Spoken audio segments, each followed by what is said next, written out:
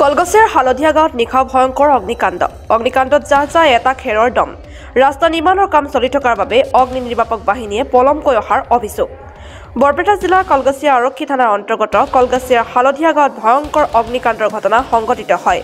অগ্নিকাণ্ডত সম্পূৰ্ণৰূপে যাহ এটা বৃহৎ পৰিমাণৰ খেৰৰ দম জানিব পৰা মতে নিশা অনুমানিক 9:30 হুছেইন আলী ঘৰৰ খেৰৰ দমত হঠাৎ অগ্নিৰ সূত্ৰপাত হয় পিছে এই অগ্নিকাণ্ডত খেৰৰ দম সম্পূৰ্ণৰূপে ভস্মীভূত হয় প্ৰথমপি ৰক্ষা আন কেইবাটাও গৃহ অগ্নিকাণ্ডত প্ৰায় লক্ষাধিক টকাৰ ক্ষতি হোৱা বুলি জানিবলৈ দিয়ে স্থানীয় ৰাইজে অগ্নিকাণ্ডৰ কাৰণ এতিয়ালৈকে জানিব পৰা হোৱা নাই অতি লক্ষণীয় বিষয় যে কলগছিয়াৰ পৰা হালধীয়া গাঁও মাত্ৰ প্ৰায় 5 কিলোমিটাৰ কিন্তু ৰাস্তাৰ কাম চলি থকাৰ বাবে অগ্নি নিৰ্বাপক বাহিনী পলমকৈ উপস্থিত হয় বুলি ৰাইজে জনায় ডেস্ক ৰিপৰ্ট ইন লাইভ আমাৰ হালদিয়া গাঁৱৰ হাৰাঙালী ঘৰত খেৰৰ পুঁজিত মানে জুই লাগিছে এতিয়া মানে পুৰি শেষেই হ'ল গাঁৱৰ সম্পূৰ্ণ মানুহ আহি উপস্থিত হৈছে তথাপিও পানী জুই নিভাব পৰা নাই পাছত কলগছিয়া আমাৰ ফায়াৰ ব্ৰিগেডত খবৰ কৰি ফায়াৰ ব্ৰিগেড আহিছে তথাপিও মানে খুব কষ্টৰে ৰাইজৰ হতুৱাই মানে এতিয়া মানে নুমোৱাৰ অৱস্থা হৈছে আৰু কিন্তু খেৰ পুৰি শেষেই হ'ল ভাগ্য ভাল যে মানে ঘৰত লগা নাই মাত্ৰ খেৰৰ পুঁজিৰ পৰা মাত্ৰ 1 ফুট লাগি মানে ঘৰ ভাগ্য ভাল যে মানে ঘৰত লগা নাই ইয়াত ঘৰত লগা হ'লেতো 3-4টা পৰিয়াল মানে একবাৰে সম্পূৰ্ণৰূপে অগ্নিভস্ত হয় ভাগ্য ভাল মানে ঘৰত লগাব পৰা নাই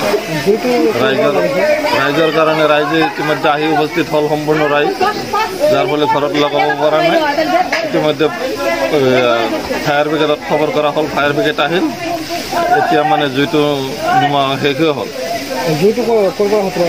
এতিয়া জুইটো মানে ক'ৰ পৰা লাগিলে এইটো আমি ক'ব পৰা নাই এইটো আমাৰ সন্দেহজনক হৈ আছে যিহেতু জুইটো লাগিল ক'ৰ পৰা কেনেকৈ লাগে শুনা পালো ইয়াতে জুই লাগিছে জুই লাগাতে ৰাইজে অলপ পানী চানী দিল নেনিবিল জুইটো নাযায় কিন্তু যেতিয়া পানীৰ গাড়ী ফোন কৰা হ'ল কিন্তু পানীৰ গাড়ীটো আহাতে এতিয়া 1.5 ঘণ্টামান সময় লাগি গ'ল তাৰ কাৰণ হ'ল এই ৰাস্তাটো যে বনাই আছে আমি ঠিকাদাৰবিলাকক কৈছিলোঁ যে ৰাস্তাটো ক্লিয়াৰ কৰি কাম কৰিব লাগে কিন্তু নাই ৰাস্তাটো বন্ধ কৰি ৰাখিছে সেইকাৰণে 3-4 কিলোমিটাৰ ঘূৰি আহাতে এই গাড়ীখন আহাতে দেৰি হৈ গ'ল তথাপি জুইটো নিবৰ চেষ্টা কৰি আছে এতিয়া কি হয় চাওঁ কিন্তু ৰাস্তাটো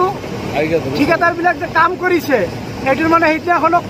কলগছিয়াত এটা কেছ হৈছিল এই ৰাস্তালৈ সৰু সুৰা এটা কথা কোনোবা এজনে মাল পেলাব হাক দিছিল তাতে মাল পেলাইছে তাৰ কাৰণে সৰু সুৰা কথালৈ কেছ কৰিছে এইবিলাক ঠিক নহয় এই ঠিকাদাৰবিলাকৰ নামত কেছ হ'ব লাগে এইবিলাক এৰেষ্ট কৰিব লাগে এনেকুৱা নহয় তো ঘৰৰ এতিয়া যি ঘৰত জুই লাগিছে সেই ঘৰত 4-5জন মাইকী মানুহ ইমান হুলস্থুল পৰিস্থিতিত কান্দি আছে এতিয়া তেওঁলোকক হস্পিটেল নিবৰ কাৰণে এম্বুলেন্স লাগে কোনফালেদি আহিব এম্বুলেন্স ৰাস্তাখন অলপ চাই দিলে হ'ল আৰু গাড়ীখন পানীৰ গাড়ীখন যায় যোনে আনিছে তাৰ পৰা অলপ বুদ্ধি ল'লে হ'ল আমি সঁচা কৈছোঁ না মিছা কৈছোঁ সিদিনাখন অফিচৰে যে মানুহটো এৰেষ্ট কৰি লৈ গ'ল মিছামিছি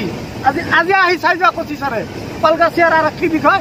আজি আহি চাই যাওক ৰাস্তাটোৰ কণ্ডিশ্যন কি হৈ গ'ল মই ক'ব লগা এইখিনি তাৰমানে এইটো হোটেলেৰ ঘৰত মানে মানে ধানৰ খেৰি ঘৰ আছে খেৰি ঘৰত মানে জুই লাগিছে এইফালে জুই লগাৰ পিছত কলগছিয়াত মানে ফায়াৰ চাৰ্ভিচত মানে ফোন কৰিছে কিন্তু ৰাস্তাটো মানে এনেকুৱা হৈ আছে তাৰমানে ৰাস্তাটো ৰাতি তাৰমানে এওঁলোকে পাথৰ পেলাই থৈ দিয়ে গোটেই ৰাস্তাটো বন্ধ 10 কিলোমিটাৰ মানে ৰাউণ্ড কৰি এইটো চাইডত আহিছে ইতিমধ্যে মানে সেই মানে ঘৰত মানে জুই লাগিছে কিন্তু ইফালে লাইনো নাই মটৰ নাই কি কৰিব এই দমকলেৰ পানি যাতে যেতে অলপ মানে হকা দিছে কিন্তু তাৰপিছতহে গাড়ীটা খবৰ মানে এনি লাইভ 24/7 আৰু এনি লাইভ ডিজিটেল যিকোনো খবৰৰ বাবে যোগাযোগ কৰক 9387734920 আমাৰ এই নম্বৰত।